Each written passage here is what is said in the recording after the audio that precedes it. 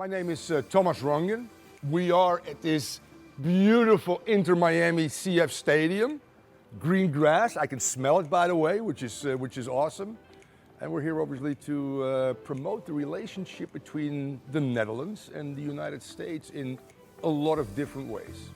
Anywhere you go, you mention soccer and you find somebody who would love to talk to you passionately about Venezuela or Argentina or Germany for that matter.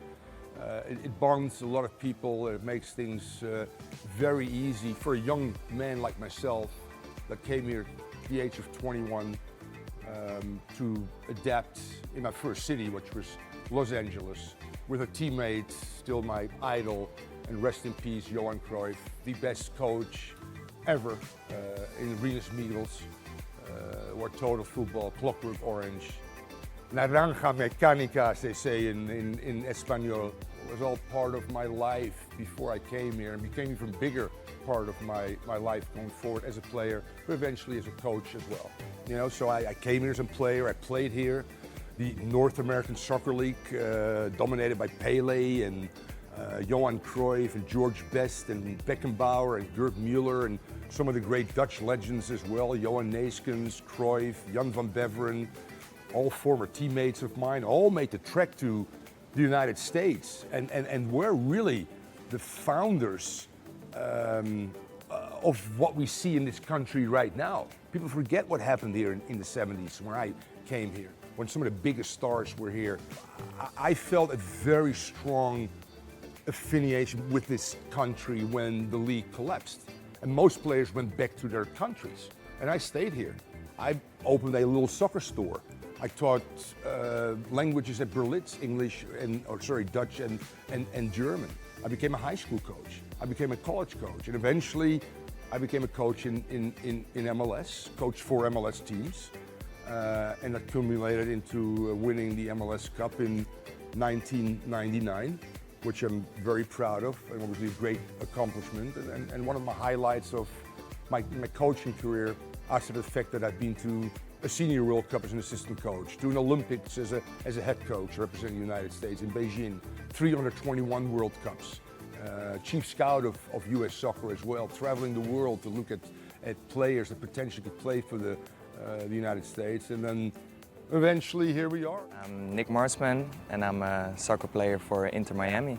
In soccer, clubs let you know if they're interested or not, and I had a good season in Holland at my club Feyenoord, and there were some clubs all over the world that are interested, and then you listen to what they have to say, what their story is, how you fit in that picture, and yeah.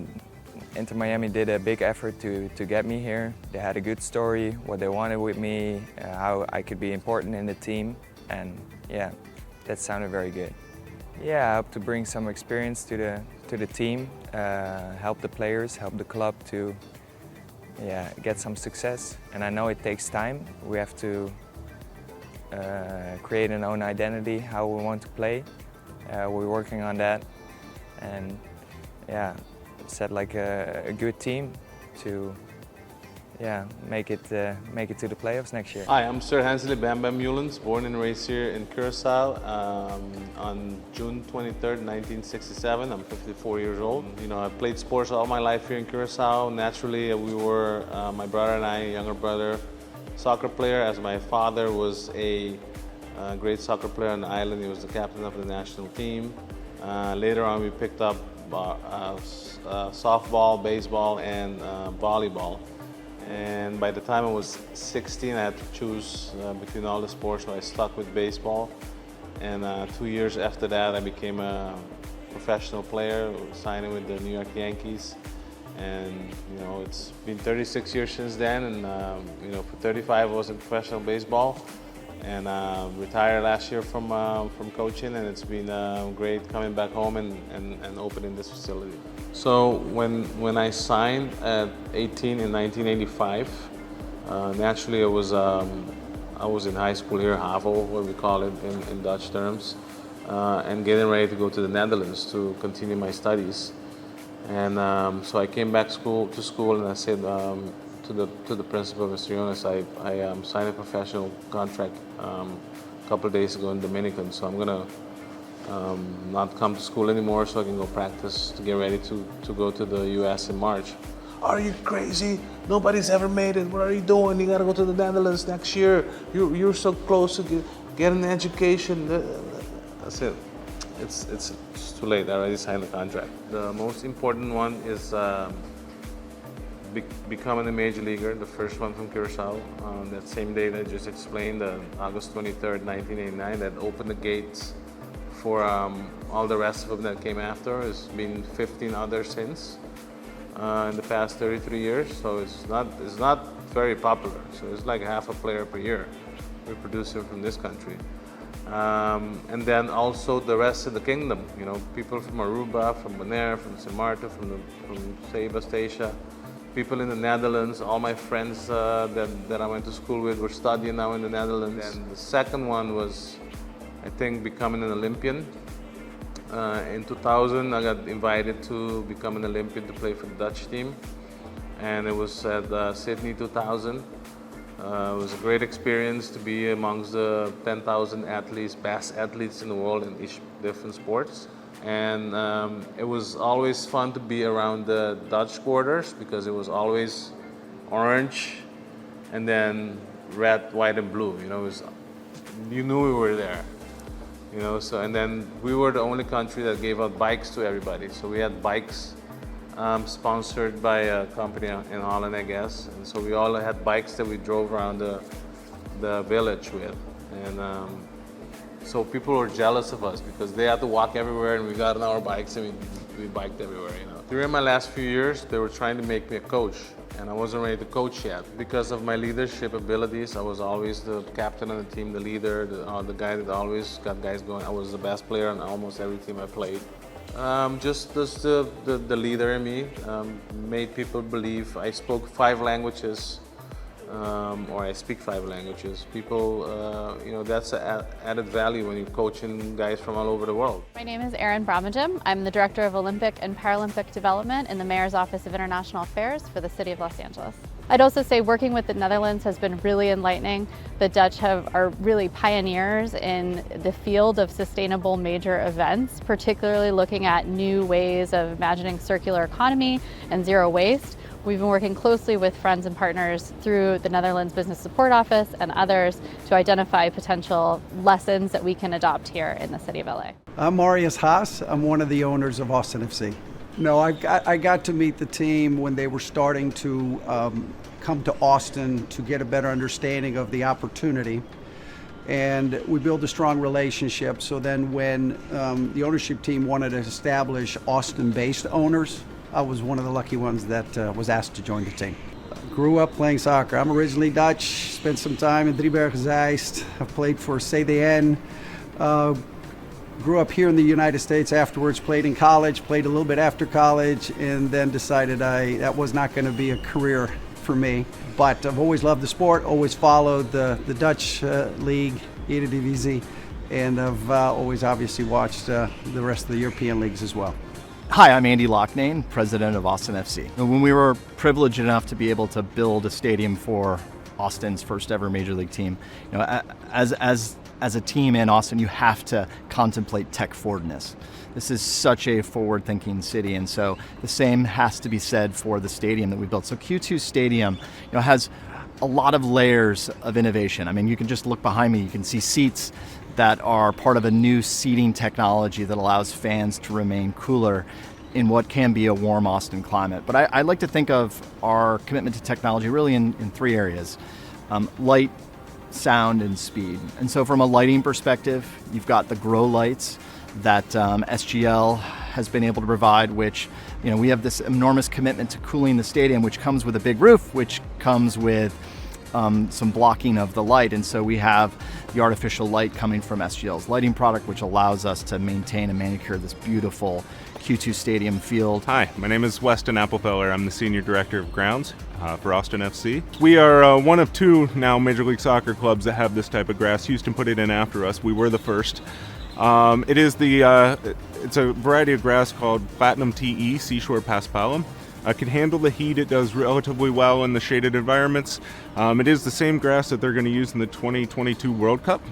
And so it's been proven to be a durable grass.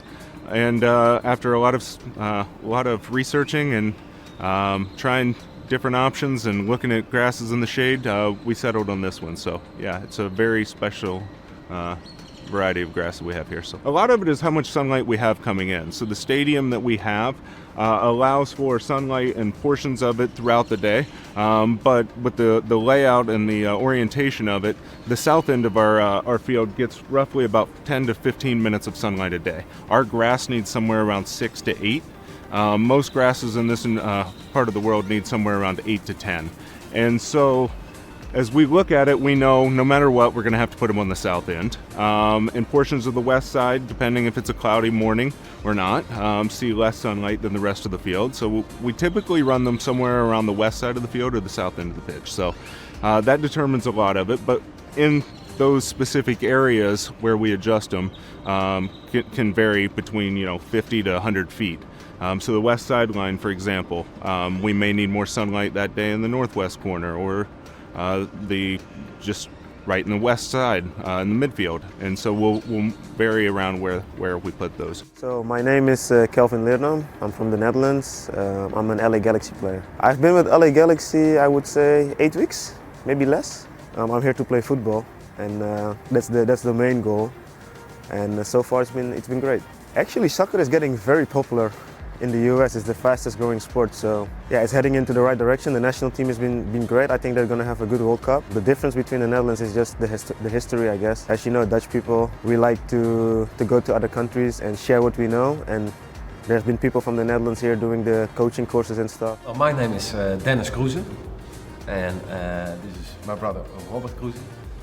And yeah, we started here in Texas to get the Dutch system of football here. And the reason why we're here also is because through Mike Mossel, which was the Dutch Lions FC concept, really started in Dayton Dutch Lions. And he brought it here in Texas, and our family invested in a beautiful soccer facility, and also into the concept of getting kids better into the Dutch philosophy of soccer. And that's why we're here right now for about 9 years. So this area is very diverse. We have a lot of also Hispanic families in our youth academy. And as we know, in the Hispanic community, soccer is the #1 sport. Diversity of people and everything. We also have a lot of Dutch parents in our academy. That helps also, because in Houston there's a lot of Dutch families, Belgian families as well. Like, it's from all over. So we're basically playing in a local league. It's called the Taisa. It's a league here in the Houston area. So we have a couple of teams in that league, and so we play different teams. We have our home games, we have away games. So yeah, we actually just became with our U12 team champions from the Eastern District. So my name is Taco. I'm the co-founder of VanMoof. I founded the company 13 years ago together with my brother Cheese. We are a direct-to-consumer e-bike manufacturer with the mission to get the next billion people on bikes. We basically want as much people on bikes in cities like San Francisco, New York, Paris, London and Tokyo as we have in our hometown of Amsterdam. In the Netherlands, we've known for decades that cycling is the most healthy, most affordable, most fun and definitely the fastest way to get around town in modern cities. But the cool thing is that the whole world, thanks to e-bikes, the whole world is discovering that now. Like, what's happening right now is that in Amsterdam we have 50% of almost 50% of all the commutes is on a bike. But Amsterdam is easy. It's flat. It's a pretty small city, and the climate is very bike friendly. But if you want to commute in cities like San Francisco, Paris, London, New York and Tokyo, it's much more challenging. But e-bikes have solved that. And therefore, I believe that e-bikes will cause a dramatic increase in the amount of cyclists in cities all over the world, and especially in the US. And it will turn all those cities into healthier and more livable places. I think in general the Americans love to cycle, and they're very open to cycling. They're just not used to using the bike as a commuter tool. They love to ride the bike on a Sunday afternoon in the park. What we need to learn them, and e-bikes help a lot with that, is to convince them that it's also a great alternative to cars and public transport. And it can turn cities into much better places. So my name is Danny Korterade. I'm the founder and CEO of In Studio Ventures. It's a venture studio based here in LA, and we have an office in New York. So what we're doing, we're building the next generation of sports tech companies. And we believe that GoPlay is the future of sports. So we're building a platform with GoPlay, and SmartBall is one of our products. It's especially for young kids, so between 8 and 16 years old. And what we see, why we build SmartBall is, I also have 2 little boys myself. What we see is we don't want to have the kids behind the iPad, right? They're playing a whole day, all kind of games. What we're trying to achieve is that sweet spot between playing, just playing outside, and the gamification, what all kind of companies, and you see all kind of things with the metaverse and with NFTs. We have that sweet spot in between that. Hello, I'm George Garcia. I'm the general manager here in Pele Soccer in Miami Beach, Florida. SmartBall is a great innovative product to help young athletes get involved through gamification. Basically what you do, you just download the app, it helps you track all your movements, collects your data, and that way it helps you improve to be a better soccer player. My name is Chris Bruntled. I'm the Marketing and Communication Manager with the Dutch Cycling Embassy based in Utrecht in the Netherlands. So the Dutch Cycling Embassy is a public-private network of 85 organizations working in the field of cycling. And every day we get dozens of requests from cities around the world, including the United States, for information, for cooperation, for assistance, to help them with their specific challenges that they're experiencing in order to make cycling a viable form of transportation on their streets. So as a country that's been developing its cycling infrastructure and policy for the past 50 years, the Netherlands is now in a position of leadership to help US cities translate that best practice and start implementing it onto their own streets. So there's definitely a shift that's happening around cycling in the United States as it goes from a form of recreation to a form of transportation. And that's been largely facilitated by the electric assist bicycle, which is allowing people to travel further distances, to overcome hills, and to remove sweat from the occasion, inviting more and more people into cycling as a viable means to get from A to B. Studies have shown that every dollar invested in cycling infrastructure provides $20 or $30 in return in terms of the social economic benefits. That is, reduced carbon emissions, reduced air and noise pollution, improved public health, people getting outside, getting physical activity, reduced congestion, that is, fewer cars on the street in front of you. So we like to say that cycling brings benefits to everybody living in the city, whether or not they happen to get on a bicycle. So we at the Dutch Cycling Embassy are working with departments of transportation all across the United States, bringing experts from our network to the table to help them with the specific challenges that they have in their city.